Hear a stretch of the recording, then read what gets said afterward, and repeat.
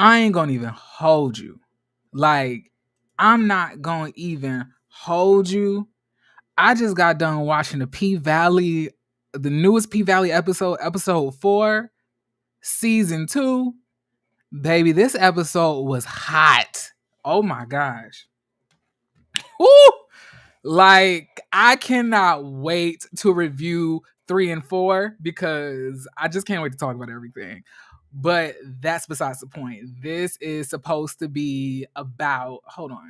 This is going to be about Love and Marriage Huntsville, DC, episode 7, season 1. And let's get into it, shall we? Okay. So, we pick up where we left off last episode. And now we find out that, Monique has started her new job. The episode starts off when she's going to the radio show. And, it's early in the morning. She says that she has to, get ready to, to really be in the mindset to be up that early. And I'm up here like, girl, I know exactly how you feel, because when I was in the military, we had to wake up at around, had to be 5 a.m. in the morning to be on the ship by 6:30. Okay, so I definitely understand. That was every day. It wasn't like you come on 8 on one day, come on 7 on one day. So I understand waking up early like that is a hard thing to do. But once your body gets used to it, you're fine.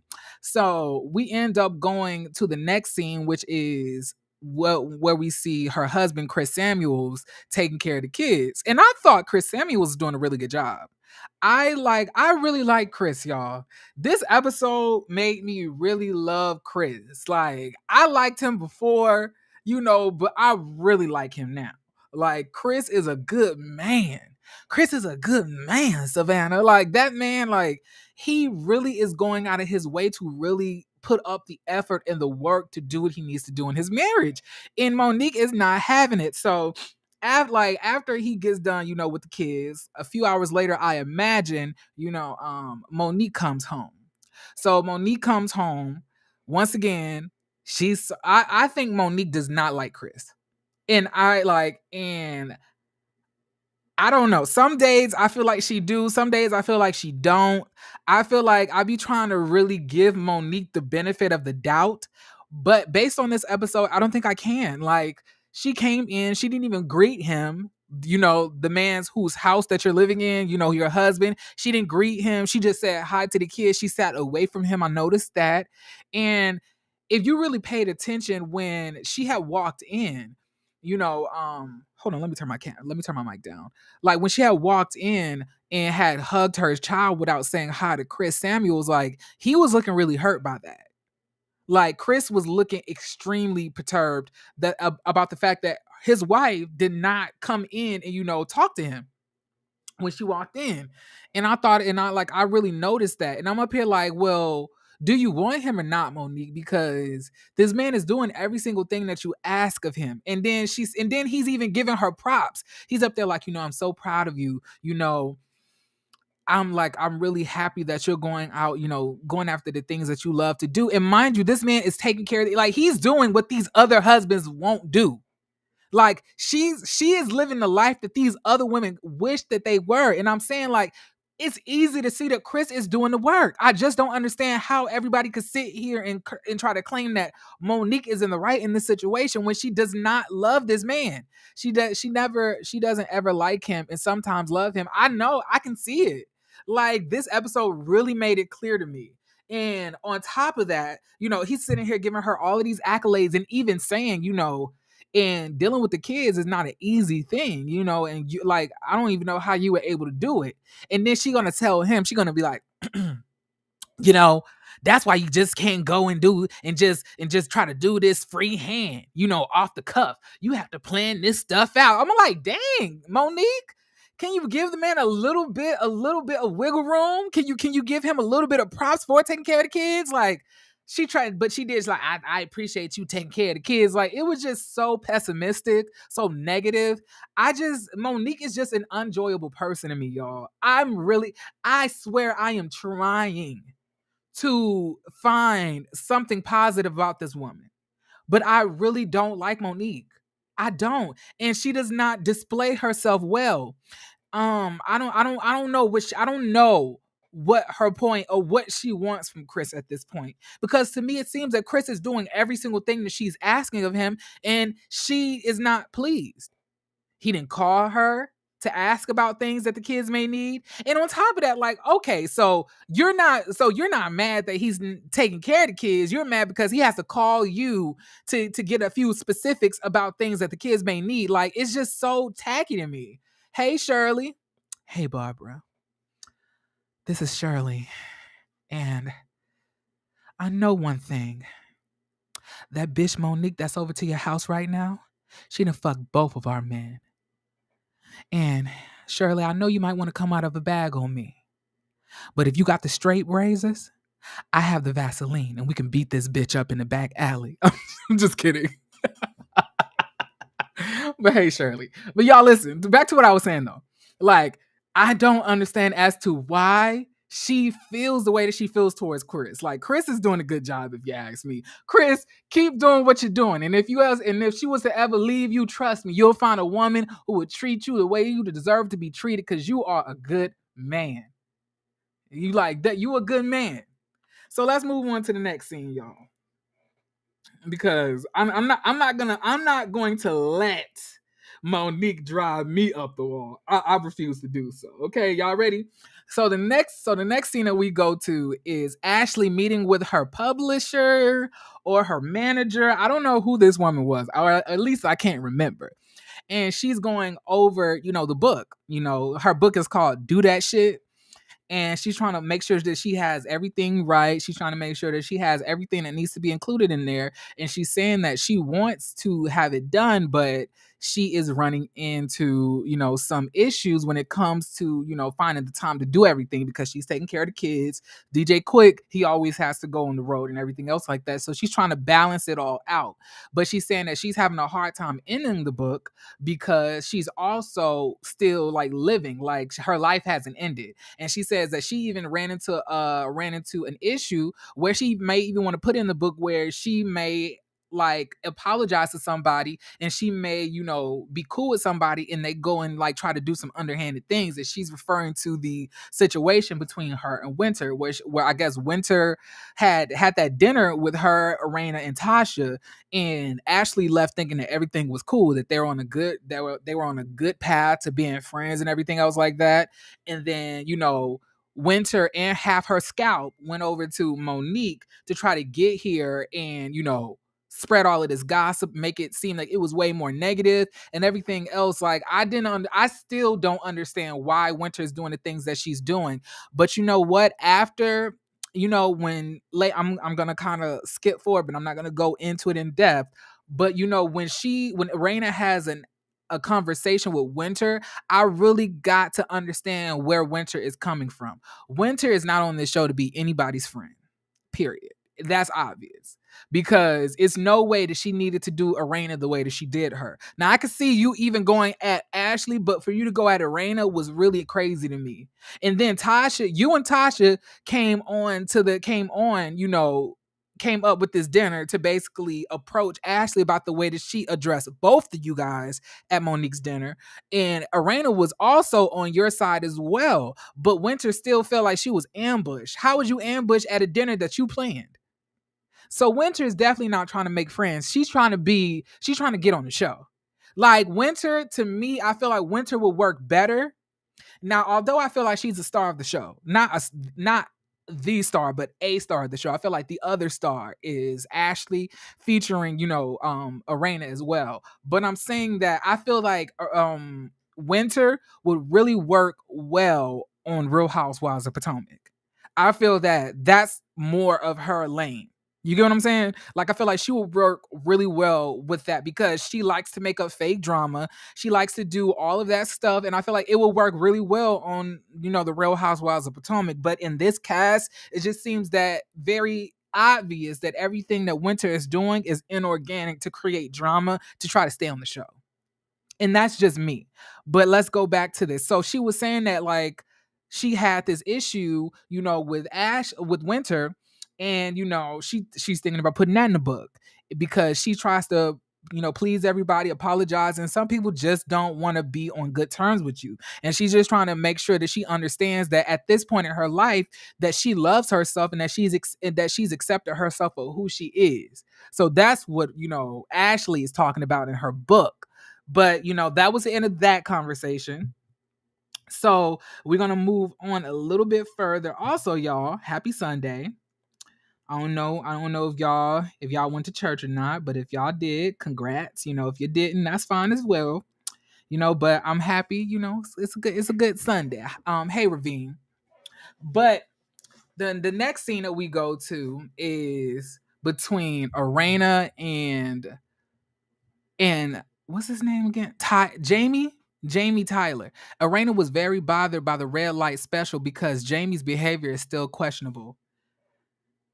I mean, I don't really think Jamie's behavior is questionable. I don't see anything wrong with anything that Jamie is doing. Like, to me, I feel like Jamie is just a natural person stuck in his ways, but he's trying to make the change. Like if Jamie did not care about how Arena felt, he wouldn't be open to going to counseling. He wouldn't be open to going back to the energy lady, to try to really delve deeper into their issues and how they could fix it. Like, to me, I could see if Jamie just didn't care when you approach him about everything. Hey, crazy homebody girl. But literally, every single time I've seen somebody approach Jamie, that's in his family, of course, about how he carries himself and the way that he talks to everybody, he really does take that into consideration and really tries to make a change and really changes his the way that he talks to them. Like, he's not like, oh, I don't care about what y'all gotta say, I'm just me. He's not like that. And on top of that, like, every relationship, I would imagine most marriages have had, some type of infidelity or rumors of infidelity or something like that. So to me, that's not really a surprise. It's to be expected at some point. You can't be with somebody 26 years and not expect that you're gonna have, some type of, issues at some point. But it seems that they've worked through them, and it seems that they have a really strong friendship. That's what I love the most about them together. I think that you can really see the friendship between the two of them. Like, not only are they lovers, but they're friends. You get what I'm saying? So I don't know. I don't agree that Jamie's behavior is questionable. I believe that his actions at that point of time, when he was falling asleep at red lights, when no telling how long that could have been ago, that was questionable. But anything recently, I haven't seen him do anything questionable. You know, I don't like, and if you're talking about him cussing, like cussing at the club, like, let's be real. How many times have we all been a little bit intoxicated and got a little bit too rowdy, because we might not understand how much we're yelling or how we're coming off because we're intoxicated. So I don't even know if that's necessarily like a complete red flag, type of thing. So yeah. But Arena comes down because Jamie calls her to like do their TikTok thing. The TikTok thing is to me is quite comical to see Jamie come across so serious, but he's the one putting on the wigs and doing all the jokey jokes and everything else on TikTok with his wife. I think I love their family, y'all. I know, y'all. I know. I'm not. I know. I'm a hood rat. I know, but it's something about their family dynamic. I really like it. I really love to watch those two together. But she comes down. They film their TikTok, and then he talks to her about the spiritual session. She asks him, what did you think about it? He says, so do you think I'm a bully? She was like, no, but she did say you have bull type of energy. Girl, yes, you do think he a bully. It's okay to say it. It's all right. But she says, yeah, I feel like she was spot on. I don't think you're a bully, but I feel like she was spot on. She read your energy. He says that he doesn't feel like he's a bully per se, or he's aggressive. And she says, well, you are aggressive with me and the kids. He was like, am I aggressive with you and the kids, or am I disciplining the kids? And then then she says, maybe, you're disciplining the kids, but you're aggressive with me, you know? And that was that. So they both agree that they're going to go back to go talk to the energy lady because Jamie wants to not only scratch the surface, but get down into the nitty gritty on why he makes the decisions that he makes right now. And he also said something that was very interesting to me, y'all. He said that his dad he was raised by his father, of course. He said that his dad would knock him down, he'll be bleeding, and then he would like, the dad was like, "You all right? Okay, get up." So I'm like, did the dad hit you and knock you down? Did he push you and knock you down to start bleeding? And then, like, you now are doing what you're doing. And that's something that I see a lot of times when there are black fathers in their child's life. They often teach their children, their male kids, that like, oh, you're a man, you're supposed to be tough and everything else like that, which is not a wrong thing to teach your male sons, but you should also teach them emotional intelligence and communication as well. We're no longer slaves, so we don't have to, keep all of our emotions bottled in, because Massa gonna beat us if he catch us crying in the field picking cotton. You know what I'm saying? So we moved on from that portion of our lives, and we need to grow mentally and emotionally, as black men. Hey, Trinity. So that's what I believe, and it's quite disheartening to know that that there was parents teaching their sons that it's not okay to express your emotions. It's not okay, to cry. It's not okay to do that. That's not what men do. Yes, we do. Jesus cried. The Father, Jehovah cried. What are y'all talking about? So you telling me Jesus can cry, but you can't? You telling me God cried, but you can't? The Holy Spirit be crying, but you can't. So I guess you just supposed to be like I guess God didn't birth you with tear ducts. If you wasn't supposed to cry, you wouldn't have tear ducts. I cannot stand that stupid, idiotic frame of thinking. If I ever catch anybody that I know trying to teach their son that, I'm gonna have to let that child experience his emotions, because y'all be raising these kids who don't know how to express themselves, and then they end up shooting up a school, or they end up beating people because they don't know how to get that emotion out in a healthy way. So we need to learn how to communicate. We need to learn how to, express ourselves in a more healthier manner. Shirley says the men's father did not come off looking too good on this episode. Telling a 10-year-old little boy not to cry at his mama's funeral. Yeah, that was really messed up. But I think that he told them that because I think the fact that his wife died, and on top of that, his sons crying would have probably broken him. So seeing them have strength also gave him strength, if that makes any sense. And I feel like that's why the mom told DJ Quick that he was going to have to take care of his father, because it's easy to see that, if they had a broke down, their father would have probably broke down. They didn't even probably know this, but them as kids were their father's support system until the father subsequently passed away as well. So that's the way I looked at it, at least. But y'all, the fathers, y'all need to stop doing this. We don't have to be strong slaves no more. We don't have to basically hold in our emotions, because we have to keep it together to continue to work on the plantation every day. That's not I don't know. I don't think a lot of people really put those two together as to why black men specifically feel that way.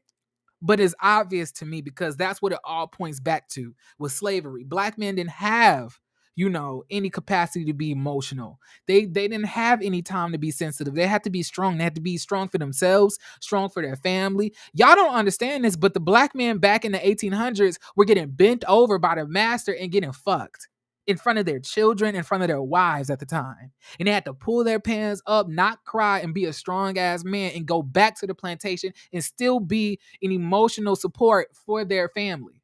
This goes deep. And I understand that we're only 400 years out of slavery, and that's not a long time, of course. But I'm saying at this point, we really have to break these generational curses that we've ended up into. You get what I'm saying? So yeah. Roro says, yes, Jeremy, that slave mentality is ingrained. Some of us like a generational curse. Buck breaking, exactly. Shirley says, Chris mentioned that his father was abusive. That explains why he tends to pull back. I think he fears being too overbearing.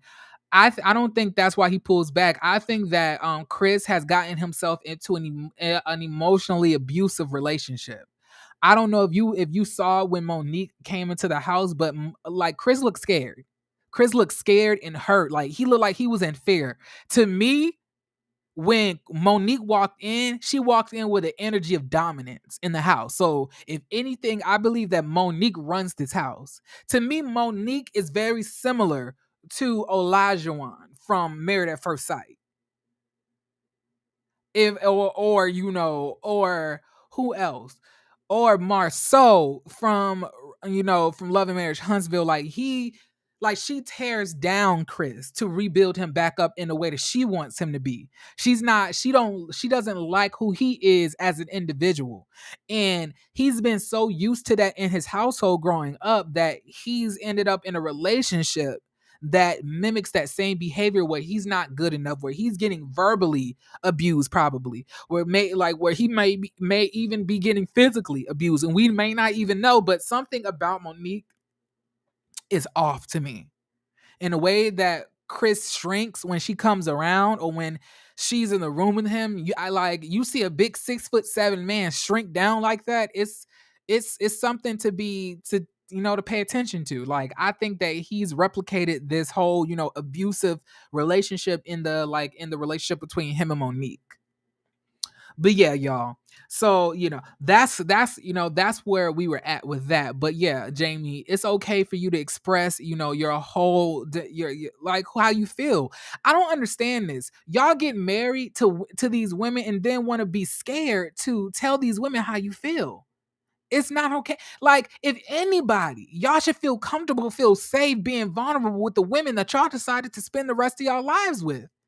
I just don't understand that. Like Quick said this later on in the episode. He was like, you know, growing up, being emotional, you could get killed. But I'm saying, is your wife holding a 9mm to your temple, telling you if you cry, it's over? Like, I'm saying, like, I don't understand why you feel that your wife, who's literally the person who you're penetrating, is not the person who you want to open up to. That's weird to me. But I guess everybody's different or whatnot. So y'all, let's move on to the next scene. So the next scene that we go to is Ashley. She is at her event, not event, but she's at her book cover, shoot.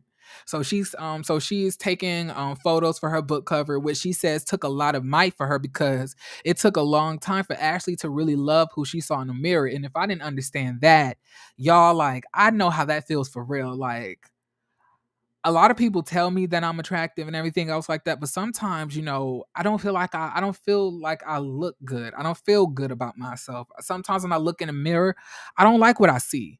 And when she said that was something that she really struggled with, and why she was hesitant about putting herself on the book cover because she doesn't like the way she looks in photos, I understood that as well, because I feel the same way about myself, you know.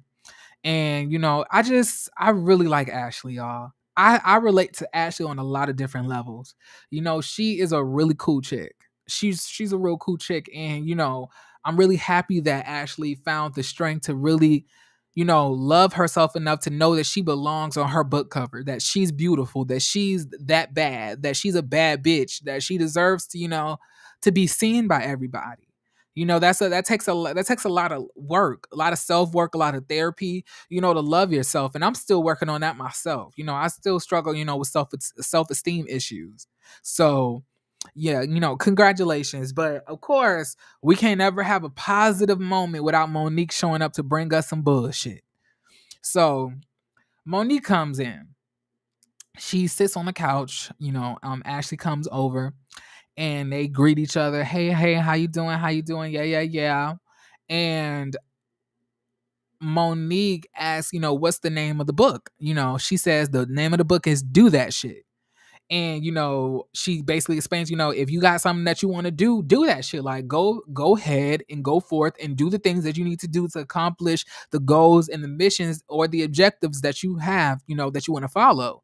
And then sarcastically, Monique is gonna say, I'm gonna get that for Chris. And then Monique goes to a whole thing about herself. Like, Monique cannot help but to be completely self-centered. Like, she is so narcissistic, y'all. Like, so we're at Ashley's book shoot, but Monique is talking about how hard it is for her as a mother and everything else like that. And then it goes into a confessional where Ashley is saying that, the number one thing that Monique loves to talk about is Monique. And I'm just happy that she's talking about herself, because when she talks about everybody else, she drops little nuggets and gets herself into trouble, meaning that she's messy. And like I told y'all, I don't know if y'all are starting to see it. Slowly but surely, Ashley is peeping the type of person that Monique is. And I do not think that Ashley and Monique are going to be friends for long. I don't see it. I don't see it. So we skip forward, and then Ashley was up there like, yeah, because you're definitely not a peacemaker. I forgot how that got into the conversation, but Monique says, yeah, because I try to be a peacemaker and I'm terrible at it, because I didn't actually even tell you the whole story. So now, after she already had this whole conversation with Winter and Ashley at the table, she's gonna go back, double back, and then say some more stuff that Winter said, to try to piss off Ashley. And I'm just saying, like, what's your goal, Monique, by telling her this? Like, what's your motivation? Like, what? And I'm tired of you bitches always trying to sit here and tell me that Monique has to do this because she got to produce the scene. She got to do this. I'm not sitting here thinking like the producers. And I don't think y'all should either. If we got to sit here and think about how to manufacture scenes, then that defeats the whole purpose of watching the show. I'm not about to sit here and think about how you could carry back this bone to this person. Like, that's weird. We're supposed to be looking at this like it is actual reality. Like these people are actual friends supporting each other, and if that's not happening, then why are you watching the show? If all you trying to think about is how to manufacture fake ass scenes. And I'm talking to the audience now, because anytime y'all try to hold Monique accountable, that's what they say. Oh, she got it. That's what she's supposed to do. It's a show. You got to make it entertaining. Girl, shut up. Shut up. Shut up. We don't want to hear about how you feel that this should be manufactured. Like, that's not what this is supposed to be. I don't turn on my TV to see fake shit. I'm sorry. Unless I'm going to look at some scripted TV. You know. So, in my opinion, I feel like Monique is messy. She's trifling, and she's quite, she has a lot of audacity, because for her to arrange that sit down last episode and get these people on a smooth surface to where they want to be friends again, just to sit there and destroy it all the next week is crazy to me. My point was, like, if you was gonna do that, then what was the whole point of you not bringing it up like when y'all first had to sit down? When you invited Ashley and Winter to sit, why didn't you bring that up then? Why would you bring it up after the fact? So now all of that work that you put in is now destroyed, because now Ashley is looking at Winter like she crazy all over again. So what we gonna do then? We gonna have a whole nother sit down, or you gonna invite Winter somewhere without telling her that you told Ashley all of this stuff, and then she's gonna be completely double teamed by Ashley and Arena. Like, Monique, you really are a clown. Like, you really going outside. Like, what you're proving to me is that you're nobody's friend, that you're not to be trusted. I wouldn't trust Monique as far as I could throw her. And I don't believe you can throw Monique that far, even though that she ain't got that many hips. Even though that she ain't that girl, I just don't trust her like that. I wouldn't trust Monique. And that's just me, per se. Now, everybody's different. Some people may trust Monique. Some people may feel like I'm being biased. I don't know. But I'm just saying that if I was in Winter's place and Monique was doing the stuff that she's doing to Winter to me, I would feel some type of way. And there's no way you're gonna convince me that Ashley does not see the way that Monique keeps on throwing her friend of 15 years underneath the bus, and gonna be cool with her, like they could be cool, really close friends. I don't see that, because Monique is not to be trusted. And I promise y'all, listen to me clearly, Monique and Ashley will get into it at some point. I don't know if it's gonna be next season or the season after that, but I do not see Ashley and Monique having a fruitful friendship, because she sees and she is peeping the trifling ways that Monique is doing all of this stuff. Ellen says, get the likes up for our PYT. Thank you. I appreciate that. I appreciate y'all, like always, telling people to like scared Not scared, child, but like, share, and subscribe. That's how a lot of housewife shows are. But Monique is still messy. But this isn't the housewives. And Monique, like, this isn't the housewives though. And my thing is this: what Monique is doing now is the whole reason that her and Candace fell out, and it ended up becoming a physical altercation between the two because she was being messy. Just like what she's doing now. It's not right for her to go back and carry these bones, especially after the fact. Monique showed her true colors on the Real Housewives of Potomac, which is why she's not on there anymore. She hasn't changed. She has not changed. She's talking about, oh, now you guys get to see me in full capacity. Now you get to see the real Monique. Girl, we still don't like you. We still don't like the real Monique. I'm sorry. We really don't. We really don't. But you cute, but you definitely got cuter though over time. Like, you definitely are looking better. So Monique basically allows Ashley to know that Winter basically nicknamed, her husband and Arena's husband. So she up there acts like it's so bad that she can't even say it. She was like, I'm scared to say it. Oh my God, I can't say it. Like, I'm scared. Ashley's like, girl, just say it. It's really not that bad. Go say it, girl. Go say it. She's like, she called your husband DJ Fun Size.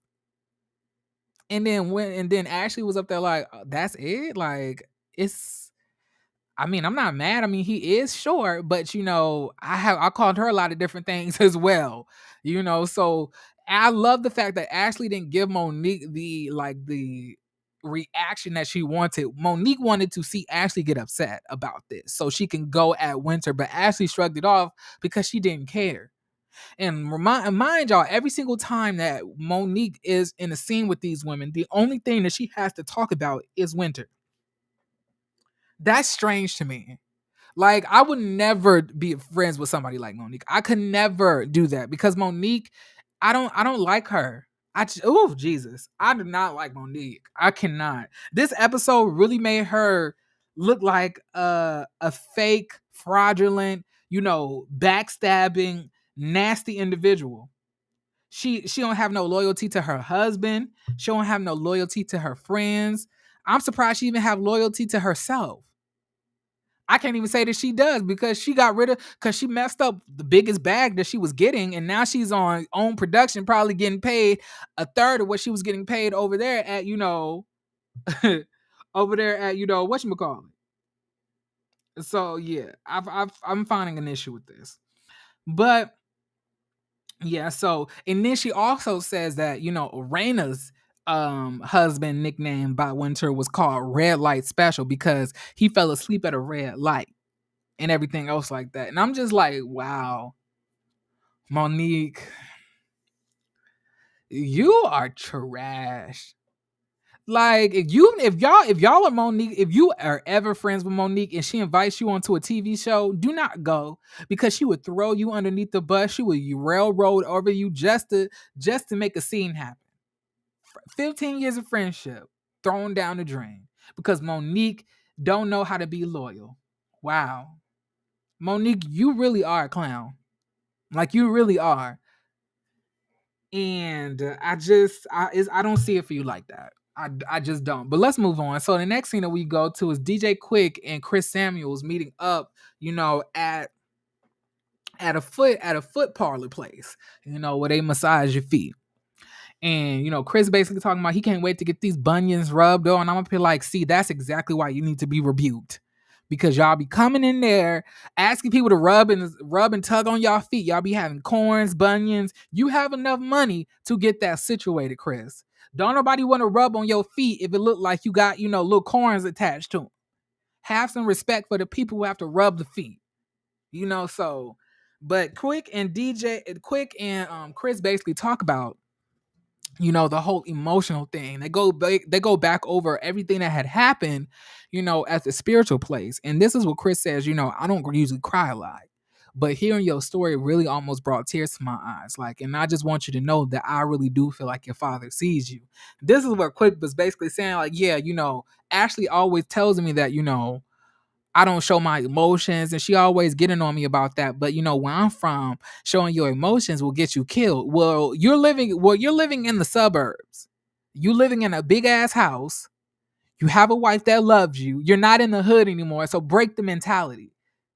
You're not in the hood anymore. And that's what I'm saying. Y'all need to go to counseling because y'all don't even know this, but y'all be suffering from PTSD of y'all upbringings or y'all situations that y'all grew up in, and y'all bring that baggage into the marriage, and it limits you on how strong your connection can be with your potential lover. It defeats the purpose. You should make sure that you are mentally in a good place before you get into marriage. Like, all of this really could have been situated with some counseling. Really. Because if you can't trust anybody, you can trust somebody that you paying to listen to you. If you think about it like that, she ain't gonna shoot you. She ain't gonna throw it in your face, you know? And then he says, but it's hard for me to go to counseling and talk to people I don't even know. But the people that you do know, you still not talking to them quick. What are you talking about? You literally just said that you don't talk, you don't even open up to your wife. So what do you mean? You don't want to open up to somebody that you don't even know. If you don't want to do it to your wife, then who you gonna open up to? Like, make the change. You are literally limiting yourself. And y'all, I struggle with my own mental health. I struggle with chronic severe major depressive disorder. And I have extreme highs, I have extreme lows. And if you have been a subscriber for a long time on here and have catched one of my impromptu lives and maybe caught me being very vulnerable with y'all, I'm very open about when I'm good and when I'm not feeling good. I'm very vulnerable with y'all. So I'm saying that, like, I noticed that there was something in me that needed to be fixed. There was something in me that needed some help. And I went out and got myself the help that I needed because other people who loved me needed me. And like, you are only hurting yourself and your family quick. And I understand that you love them. I understand that you're a good guy. But if you cannot be emotionally available to your family because of the trauma that you dealt with, then that's not going to do anything but hinder the connection that you have to them. So you really should take it seriously that you need to work on this to really, like, have that connection with your wife, have that connection with your kids. You're going to have to be there for them emotionally at some point. And it's not just about crying, because that's what he kept on saying. Everybody should, like, they want me to cry, but it's ways to express your emotions without crying. And that's 100% true what he said. But I'm saying you're not even expressing your emotions. You're working yourself to the bone to escape the reality that you lived as a child.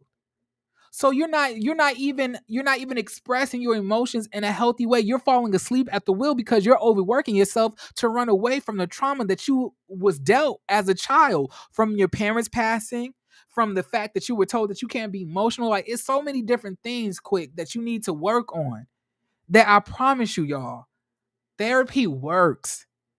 Unpacking that stuff works. Dynamic psychotherapy works when they really are able to analyze you and listen to your story and really give you a glimpse as to why you make the decisions that you make subconsciously because of the things that have happened in your past. It really is mind-blowing, I promise. So yeah, let's just all pray for Quick, in hopes that he gets in tune with his emotions. Hey, Miss Demeanor Joe, thank you for liking the video. So yeah, so let's move on. So the next scene that we go to, y'all, is is Arena and Ashley basically going to the BBL doctor because Arena wants a skinny BBL, which I've heard about. Those girls with a lot of those, like, real thin girls with the cakes and everything else like that are well proportionate. A lot of them get skinny BBLs. Like, a lot of those. Like, if I'm not mistaken, Bernice Burgo had got a skinny BBL. And that's why her body looks the way it looks, because she got a skinny BBL. Like, the skinny BBLs is where it's at now. Them full size BBLs, that's where the issue comes in, because it be way too much fat to push around, y'all. So yeah. But they say that, she doesn't really have a lot of body fat, but they're able to give her a little bit of roundness based on the small bit of fat that she has. They also said that maybe if you want to gain some weight, that'll be cool. Ashley was there as her support, and Ashley is just completely jealous because Ashley is like, this lady is like, got married when I was like in the 7th grade, And her body looked better than mine.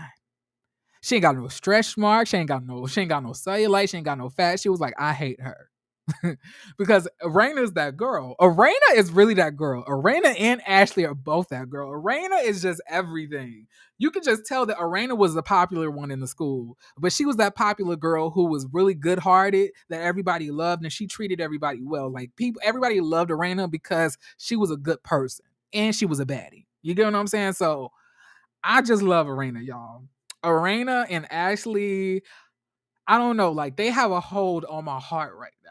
I love these two women to death. Like these two, I'm really happy that Carlos King brought them onto the show because I couldn't imagine anybody else on this cast right now. But moving on.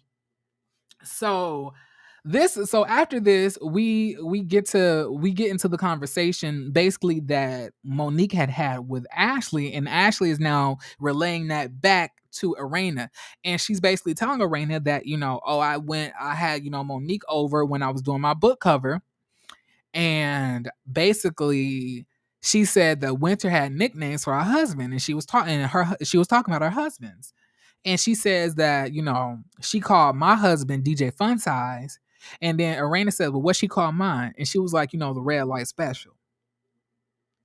And then this is where, Arena is in the confessional and she's saying that, I'm sitting here and I'm really hurt because I really tried to build a friendship with this girl and I really wanted to be friends with her and I was really being vulnerable, and to know that she threw that back in my face, or to go around and just make jokes about something that I told her in confidence is really messed up.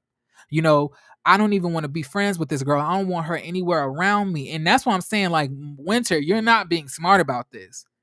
Because how are you going to be connected to this cast if you are disrespecting everybody on the cast? You can't expect to be invited to scenes where they are throwing something, or they may be having a scene or something like that, and then expect to get invited. Like, nobody's going to want you around if you continue this path. Like, you have to be smart about how you do this. Like, you need to at least have one friend on the cast to keep you around. If Monique is definitely not going to be the one for you, because Monique is going to throw you to the wayside and then you're going to be off the show. So I don't even understand why you felt the need to even come at Arena. Now, I said, I can see if she did that to just Ashley, but I was so confused as to why she felt the need to shade Arena too in the process. I was like, Arena literally did nothing to you. So she says that she's going to arrange a meeting to talk to Winter because she wants to hear all of that shit that she had to say about her husband from her mouth. And I can completely understand. I'm up here like, Winter, I hope that you're ready, because Arena about to come at your neck, sis. She's about to get you. And this is also in this scene, I think Ashley said that she's trying to get, surgery on her underarm flaps, because she wants that sucked out. And the doctor was up there like, okay, we can make that happen. And then Arena's up there like, I know this bitch didn't just try to bogart her way into my consultation about getting her something done. This is for me. Schedule your own consultations. it was I love them together. Like, they are the perfect duo. I really hope they become really close friends. Like, they have really good energy with each other. But anyway, moving on. So the next scene that we go to, which is I think the final last scene, is when Winter and Arena come together to talk about what Monique has said. Now, Arena is basically saying, I heard that you had some stuff to say about my husband. You was calling him red light special. And y'all listen. This is like, listen to what Winter said. This is the hypocrisy. This is why I don't mess with Christian people. Now, don't get it confused. I believe in God, but I don't consider myself Christian. I consider myself a follower of God. I ain't perfect. I'm like, I make new strides each day.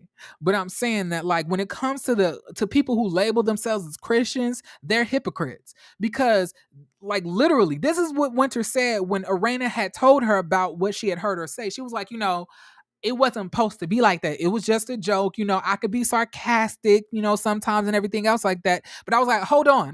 Wait. It's okay for you to be sarcastic and make jokes about people's husbands and everything else like that. But when people do it to you, you have an issue with it.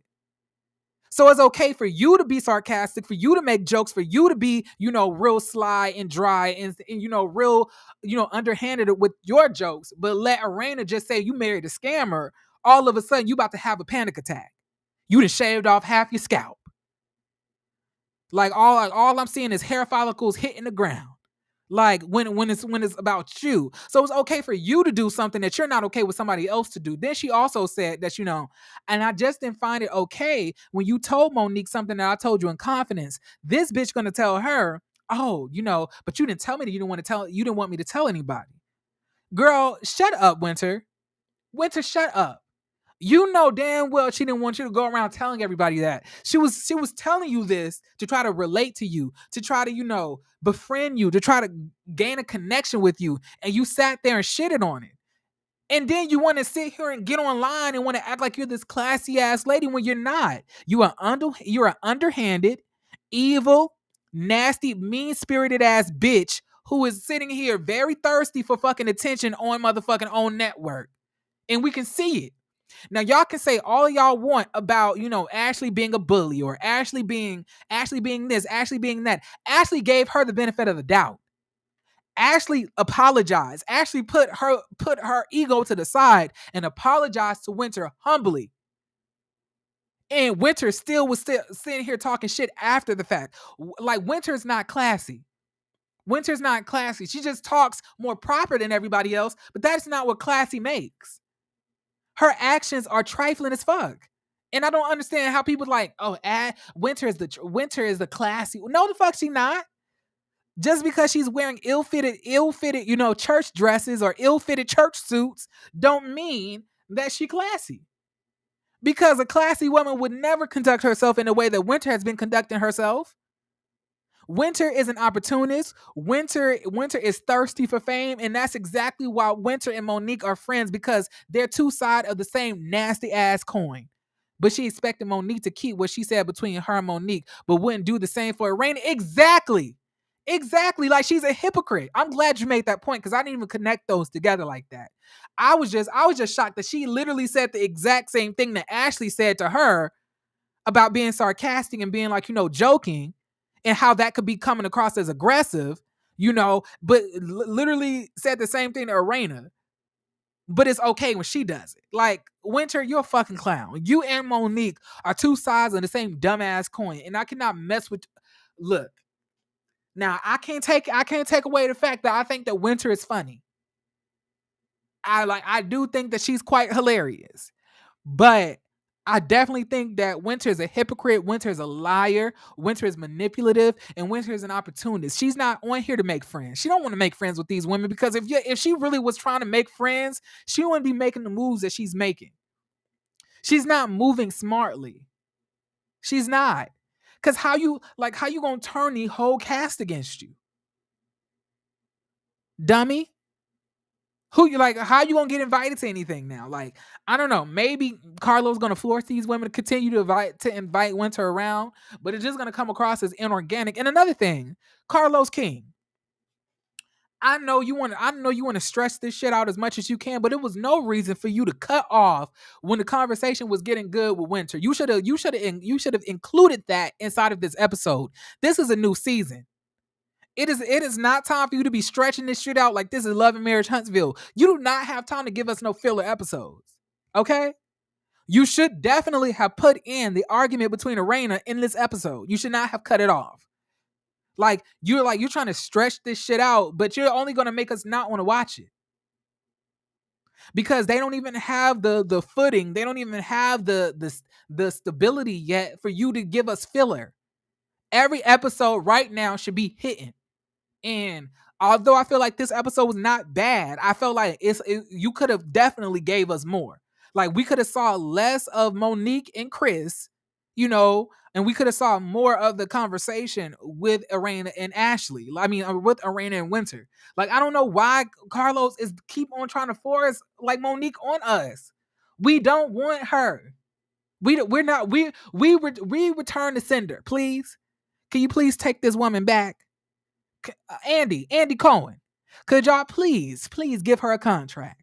Because I cannot. Can we please put her back on Real Housewives of Potomac and then bring back Bring somebody else in the DC area to replace her. Cause I can't do it. Winter can't see herself for what she really is. Petty. And I feel like I'm the only one to see it. But she has a lot of people fooled, y'all. Like I was on DJ Richie Sky's, I was on DJ Richie Sky's chat the other day when he was doing an interview for Winter, and everybody in the comment section was literally eating everything that Winter said up. And I was like, I shouldn't be surprised because this is the same, fan base that was like standing Portia Williams in all of her fuck shit. So I should expect that they like the bitch who ain't shit. I enjoy seeing Chris with the kids. I mean, yeah, but I don't think that it was something that we really needed to see. I want to get I want to get more into the drama between the women.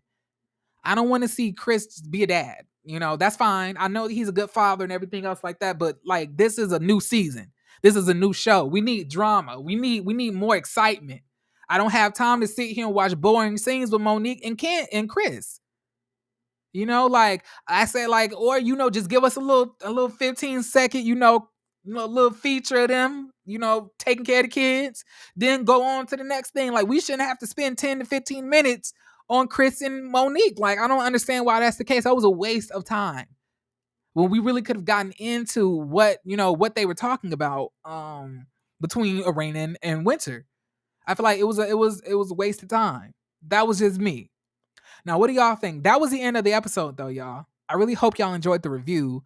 I know that this probably wasn't as funny as y'all are used to me being, but like I didn't really get a lot of comedy from this, from this show today. I didn't get a lot of comedy, or it might be just because I just finished watching P Valley. Hold on, y'all.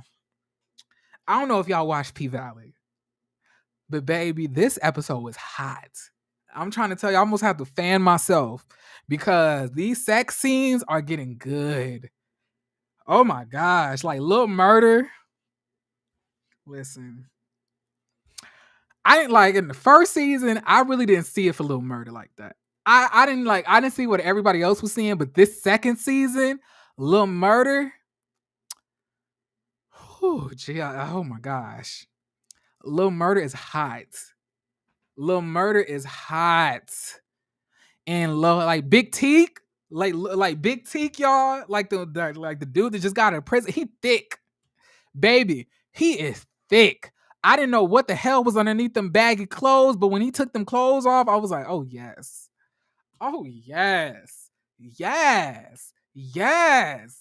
I could not. Oh baby, listen, that sex scene between Teak and Lil Murder and Mercedes and Farrah, I was like, oh yes, this is what I love to watch. I didn't know whether to watch it or pull out some Vaseline on the side of the nightstand. I didn't know what I was going to do. I was so emotional. I was so sexually aroused by this episode. I was like, this is good. This is like softcore porn at this point. Jeremy, do you need to take 5 to go wipe? Nah, I did that before I even got on. Let me tell you something. I was literally in here screaming. I was like, oh my God. When he grabbed the lube and lubed up his ass, I was like, hold on. This is a little bit too like detailed. I was like, what? What gay man is sitting here telling him the whole, explanation on how gay sex works, because literally every single thing that Lil Murder and Teak did was literally how it plays out. That little hesitation, when they about to go inside of you and you like squinch and you like kind of tense up a little bit, but then you have to relax your muscles and allow it to just happen. And then when you do that, you finally moved on over to the good side, and now all of a sudden you could bang that thing out. The actor who plays Lil Murder has to be very secure in his own sexuality. His wife also has to be secure with who she married. I'm trying to tell you, she has to be. Because let me tell you something. That sex scene was so graphic. I was not expecting that. It was way more graphic than anything that Lil Murder did with Clifford. This sex, I know that we love Clifford and Lil Murder together. But I like the sex scenes between, Teak and Lil Murder better. So I don't know. I think I want him with Big Teak. I like Big Teak. Big Teak was really throwing that thing back. Big Teak was throwing them big yellow cakes back. I was like, oh child. That's probably what he was so mad. He was sexually frustrated. Like Lil Murder done fucked all of that anxiety up out of him, then banged it out of him. Like I was like, not Big Teak is like this big aggressive fighter, but he's the one getting bent over. I was like, that's crazy. That is crazy. That is crazy. That's crazy. I enjoyed this episode. I enjoyed that episode, y'all. And I was still kind of coming down off of the high on it when I started this review because the episode was so serious. And like this episode was good. And I don't know, so maybe that kind of messed up the comedy that I had, watching Love and Marriage DC, but oh my God. Like, I'm not gonna hold you, y'all. I was clutching these pearls, Orchid. That was good. Like, my gosh. Now I don't mess with hood niggas. I don't do that because some tells me that Big Teak is going to be a problem. He's gonna try to probably hurt somebody over Lil Murder. Like because he loves him so much. He probably might try to hurt Clifford, honestly. But like if it like damn if it don't look good. Oh Jesus. I need to fan myself off. But yeah, y'all, I really enjoyed that P Valley episode. Watching Brandy, I mean Mercedes get munched up like that by the coach's wife. I was like, this is hot. Oh my gosh, y'all. I love watching lesbian porn. I'm sorry. I love to watch it. I was like, that's like this is the category I love to watch. When I'm trying to get off. I love to watch ebony lesbians. I was Jeremy not going to hold us because he's going to rewatch that Little Murder and Big Teak scene again. Listen, I look just because y'all might think I'm crazy for it, but just because I liked it so much, I recorded it on my phone. I recorded it just so I could go back and watch it over again to analyze a couple of things, for investigative reasons, of course. Just in case, I need to go back and look at some stuff. I had to go because I don't want to have to go watch the show all over again. So I just recorded that little small clip, of them, when Big Teak put the condom on with his mouth, I was shook. I was like, this is something that they've been used to doing. That the fucking that they was doing was not something like it was strange to either one of them. Like they obviously have been fucking for a minute before, he had got out. So they might have been doing this inside of, inside of the prison. I was like, this is high. Oh my gosh. Oh, Jesus. To analyze it. Yeah, to analyze it. Yeah, just to analyze, of course, for investigative reasons, for professional purposes, of course. Nothing crazy. But y'all, I don't know about y'all, but if y'all have not seen the P Valley episode, please go watch it. Please. I'm gonna definitely. I was not, I'm gonna. I can't wait to review it because it's gonna be lit. I can't wait. And y'all, okay. Now I'm not trying to listen. I don't like to insult the womanhood of black women or anything else like that. But is it just me? Or does Miracle Watts, the one who's on the on the show, the one who's actually pregnant by Tyler Lepley, doesn't she come across as like a trans woman to you? Her whole voice, the way she looks like a trans woman to me. She doesn't she don't give me cisgender. It's very much to me the trans women that are at the balls serving face category. I don't know if it's just me, but just something about I didn't think that she was a cisgender woman at first. I did not. I was shocked because I really did think that she was one of the girls. But am I the only one that feels that way? Am I the only one? It wasn't just me. I was also kind of upset that she is now about to be bouncing on top of Diamond. Yeah, the one who was riding the motorcycle. Yeah, her. Yeah, like I'm mad because I was like, I don't want her with him. I don't know. I was like, he needs to be with Mercedes. He needs to be with Mississippi. I was like, Mississippi needs to be. Oh, but then again, I think Mississippi might be with. I think Mississippi might start dating the manager for Little Murder. I'm starting to see a little bit of of fireworks between the two of them. I'm starting to see that. I don't know if y'all can see it yet, but then y'all, let me get up off here. This is not supposed to be. This is not supposed to be the whatchamacallit, y'all. So we have to. I gotta separate the shows. I can't be like making this a partial P Valley live. So we're gonna talk about that at another time, okay? I promise. It's gonna be lit. Be ready for it. But what I need y'all all to do, okay, is take y'all time and go over to Ashley Arbery's channel because I'm about to pop up over there right now because they're doing a Love and Marriage DC review again. So I'm about to pop up over there, and y'all know I like to give different perspectives on different channels. I like to hold certain opinions so I can make sure that I don't just say the same thing in both videos. Not to me, I think the other one is trans. The tall one with the braids, that one is trans. That is a trans woman, I believe.